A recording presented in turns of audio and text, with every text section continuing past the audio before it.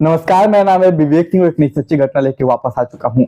आज की कहानी के अंत तक बने रहिएगा, अंत तक सुनिएगा तो आपको समझ में आएगा कि आज की दुनिया में क्या क्या हो रहा है और कैसे लोग तंत्र मंत्र के चक्कर में फंस कर अपना और अपने पूरे परिवार का जीवन बर्बाद करते हैं। तो चलिए कहानी को शुरू करता हूँ, तब तक आप चैनल को सब्सक्राइब कर लीजिए। देखिए, आज की हमारी जो कहानी है वो कहानी है छत्तीसगढ़ का एक जगह है बलरामपुर। इसी बलरामपुर में एक गांव है जिस गांव का नाम है दहेजबार। तारीख थी 15 नवंबर साल 2024। यह वही का एक रहने वाला शख्स जिसका नाम रामनाथ नाम के शख्स का खेत पे जाता है 15 नवंबर को। जैसे वो अपने खेत पे जाता है तो उसे एक इंसानी कंकाल का खोपड़ी मिलता है, यानी एक इंसान मरा हुआ जिसकी खोपड़ी कंकाल बन चुकी थी। वो देखता है तो वो हाथ उठा के देखता है, फिर अपने खेत में ही फेंक देता है। जैसे ही कुछ देर आगे बढ़ता है उसे एक और इंसानी खोपड़ी कंकाल मिलता है। वो देख के उसे अंदर जिज्ञासा बढ़ती और उसे डर भी लगता है कि क्या बात है। कुछ देर और आगे बढ़ता है तो उसे एक और खोपड़ी और कंकाल मिलता। ये सब वो डर जाता और फेंक कर फौरन गांव की तरफ भागता चिल्लाते हुए। अब तमाम जब लोग देखते कि रामनाथ गांव भाग रहा है चिल्लाते हुए तो सब लोग पूछते कि क्या हुआ। वो बताता है कि मेरे खेत में कोई इंसानी खोपड़ी कंकाल के रूप में मिली है तीन। जब तमाम लोग ये सुनते तो ये खबर कुछ ही मिनटों में पूरे गांव में फैल जाती और जहाँ पे वो उसका खेत था वहां सैकड़ों की भीड़ जुट जाती। अब तमाम लोग देख के ये हैरान थे कि आखिर यहाँ पे आया कैसे। इस घटना की सूचना फौरन पुलिस को मिलती है। नजदीकी जो थाना था वहाँ के जो एसएचओ थे तमाम पुलिस ऑफिसर वो आते हैं। देखते देखते वहाँ पूरा गांव इकट्ठा हो जाता है और इस बात की खबर वहाँ के एसपी को लग जाती है। एसपी वहाँ के डॉग स्क्वाड और तमाम फॉरेंसिक टीम लेकर मौका वारदात पे पहुंचते हैं। देखिए, इसका पूरे इलाका को कवर कर दिया जाता है पुलिस का जो अपना रिवर होता है उससे, ताकि वहां पे कोई एंट्री ना ले सके, कोई चीज मिस ना हो सके। पुलिस कुछ देर की खुदाई के बाद, कुछ देर आगे पीछे खोजने के बाद पूरे इंसान के 3 कंकाल मिलते हैं। मतलब खोपड़ी, हाथ, सर, पैर सब, एक भी हड्डी मिस नहीं थी। पूरे 3 इंसान का कत्ल हुआ था। अब इसके बाद पुलिस फौरन उस बॉडी के कंकाल को जब्त कर लेती है। फिर सोशल मीडिया का इस्तेमाल करके सारे फोटो को सर्कुलेट करती है और बोलती है कि कोई भी इंसान, कोई भी परिवार से कोई लोग मिसिंग हो तो कृपया हमें इन्फॉर्म कीजिए, हमें 3 इंसानी कंकाल मिले हैं। देखते देखते ये खबर पूरी सोशल मीडिया पे वायरल होने लगती है। आसपास के गांव, थाने में ये खबर फैल जाती है। पुलिस तमाम जिलों में भी इन्वेस्टिगेशन के लिए उसका सारी डिटेल सेंड कर देती है कि आपके थाने में कोई रिपोर्ट लिखवाई गई हो और एक घर से 3 लोगों की या आसपास के जानने वाले 3 लोगों की, तो आप हमें बताइए। देखते देखते कुछ समय में ही पता चल जाता है कि कुसमी थाना है एक बगल की जिला का। कुसमी थाने में एक रिपोर्ट लिखवाई गई थी 4 अक्टूबर साल 2024 को कि एक शख्स है जिसका नाम है सूरज की एक बीवी है जिसकी उम्र 40 साल है, जिसका नाम कौशल्या है। उसकी एक बेटी 70 साल की जिसका नाम मुस्कान, और उसका एक बेटा जिसका नाम मिंटू ठाकुर जिसकी उम्र 6 साल। ये लोग 26 सितंबर साल 2024 से गायब है और 4 अक्टूबर को कुसमी थानों में रिपोर्ट लिखाई गई। जैसे ये बात यहाँ के एसपी को पता चलती है तो फौरन वहां के थानेदार को कॉल करते हैं, फैमिली को बुलवाते हैं। अब सूरज और तमाम उसके जो फैमिली मेंबर थे वो लोग आते हैं और इस कंकाल की शिनाख्त करते हैं। वहां पे जो कपड़े मिले थे, जो सामान मिले थे उन लोगों के, वो सब देखकर, लेकिन देखिए पुलिस कोई रिस्क नहीं लेना चाहती थी, इसलिए वो सूरज का वो 3 कंकाल का डीएनए करवाती है। डीएनए में पाया जाता है ये कोई और नहीं बल्कि सूरज की बीवी है कौशल्या, उसकी बेटी मुस्कान, उसका एक बेटा जिसका नाम है मिंटू। अब सवाल ये क्या कि हुआ कैसे, 80 किलोमीटर दूर ये लाश आई कैसे। तकरीबन मैं बता दूं, जहां पे वो लोग रहते थे कुसमी थाना, वहां से लगभग जहां पे लाश मिली थी दहेज पार, वहां पे 80 किलोमीटर का डिस्टेंस और फासला है। अब वहां के एसएचओ से बात किया जाता है, क्या आपने इन्वेस्टिगेशन क्या की। और उसके बाद इधर जो सूरज था वो बोलता है कि थानेदार साहब अगर पहले खोज लेते तो शायद मेरी बीवी मिल भी जाती, लेकिन उन्होंने लापरवाही बरती। जब एसपी ने उसको अच्छे से टटोला, उस ऑफिसर के बारे में पता किया तो वाकई में पता चला कि उसने वाकई में लापरवाही की थी। फिर उस थानेदार को फौरन सस्पेंड किया जाता है और उसकी जगह दूसरे थानेदार को इस केस को दिया जाता है। जिस थानेदार को सस्पेंड किया जाता है उसका नाम था जितेंद्र जायसवाल। अब नए थानेदार बनाए जाते हैं वहां पे और नए लोग को, नए इंस्पेक्टर को ये केस दिया जाता है और कहा जाता है इस पे इन्वेस्टिगेशन कीजिए। अब पुलिस जोर शोर से लग जाती है क्योंकि एक नहीं 3 कत्ल हुए थे एक ही परिवार के। आखिर मोटिव क्या था, कत्ल किसने किया और इतनी दूर लाश क्यों फेंका, ये तमाम सवाल पुलिस के पास थे, लेकिन जवाब कुछ नहीं। अब फोन कौशल्या जो थी उसके फोन के कॉल डिटेल को निकाला जाता है, CDR कॉल रिकॉर्ड डाटा निकाला जाता है।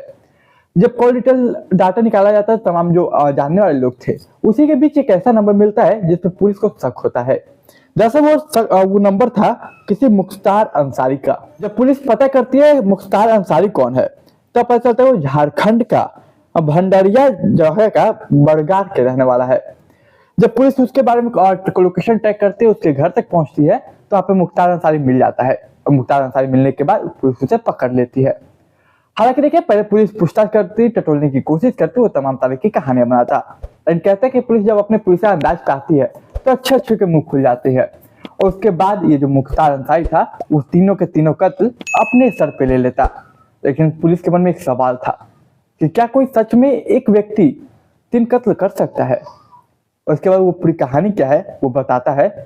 तो जो क्या पूरी कहानी मैं आपको बता दूं, तब आप चैनल को सब्सक्राइब कीजिए और वीडियो को लाइक कीजिए। दरअसल बताता है कि मुख्तार अंसारी की, देखिए ये जो कौशल्या है वो मुझसे फोन पे जुड़ी थी। दरअसल मैं तंत्र मंत्र करता हूँ, कौशल्या कोई तंत्र मंत्र करवाने के लिए मुझसे जुड़ी थी। मैंने उसकी मदद कर दी तंत्र मंत्र करके। फिर कौशल्या मुझसे खुश हो गई और हम दोनों की दोस्ती हो गई। देखते देखते दोस्ती ना जाने कब प्यार में बदला और प्यार ना जाने कब परवान चढ़ा, किसी को पता ही नहीं चला। देखते देखते जो मुख्तार अंसारी था वो कौशल्या के घर जाने लगा, अक्सर जब उसका पति नहीं होता घर पे। इस बात की भनक उसके पति यानी सूरज को भी थी, कौशल्या के पति को।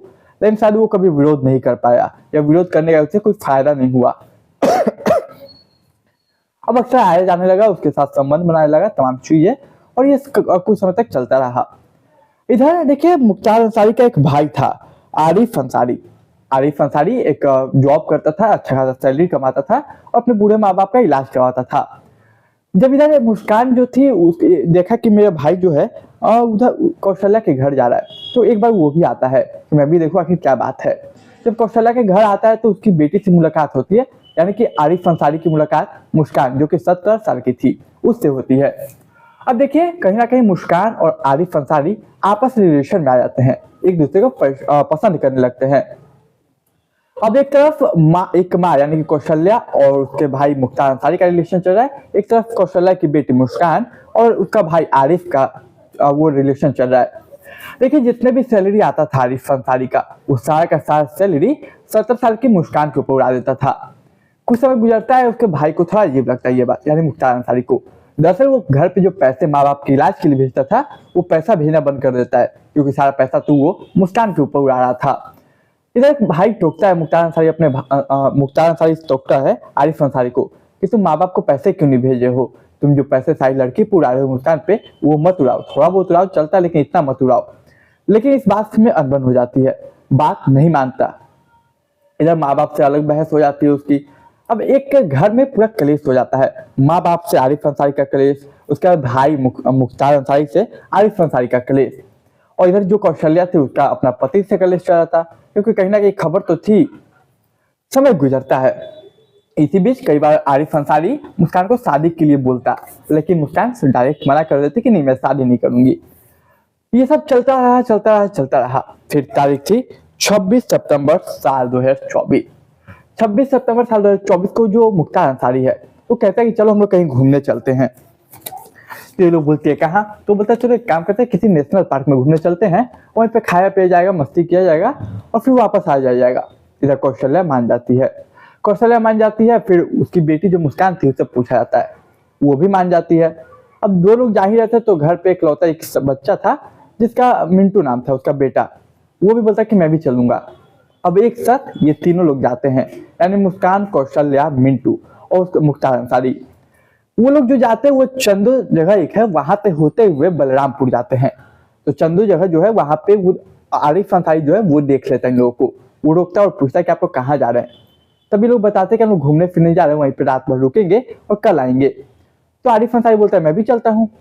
फिर लोग जाते हैं, घूमते हैं, फिरते हैं, फिर बलरामपुर में एक जगह नाइट होल्ड करते हैं, यानी कि रात को रुक जाते हैं, खाते हैं, पीते हैं, सोने का समय होता है, सभी लोग आपस में बात करते हैं, अलग अलग कमरों में, अलग अलग रूमों में। इसी बीच आरिफ अंसारी जो था वो फिर से एक बार शादी का ऑफर करता है कि मैं तुमसे शादी निगाह करना चाहता हूँ, लेकिन मुस्कान जो थी वो मना कर देती है हर बार की तरह। अब आरिफ अंसारी को बहुत गुस्सा आता है इस बात पे, चाकू बगल में रखा हुआ था, उठा के उसके 2-3 वार कर देता है। जैसे ही वार करता है मुस्कान चीखती है, चिल्लाती है। इसी बीच उसकी माँ की आंखें खुल जाती है। वो देखते हैं कि बेटी को क्या हुआ मेरा। जब देखते हैं कि उसका कत्ल कर दिया गया, यानी कि उसे चाकू मार दिया गया, वो बचाने के लिए बेटी को आगे बढ़ती है। जब मुख्तार अंसारी की भी आंखें खुलती है, वो भी देखता है कि ये क्या हुआ। मुख्तार अंसारी को भनक लग चुकी थी कि अब शायद मेरा भाई फंस जाएगा, मुस्कान बचेगी नहीं। वो क्या करता है, कुल्हाड़ी लेता है और फिर कौशल्या के सर पे वार करता है, उसे कुल्हाड़ी से कत्ल कर देता है।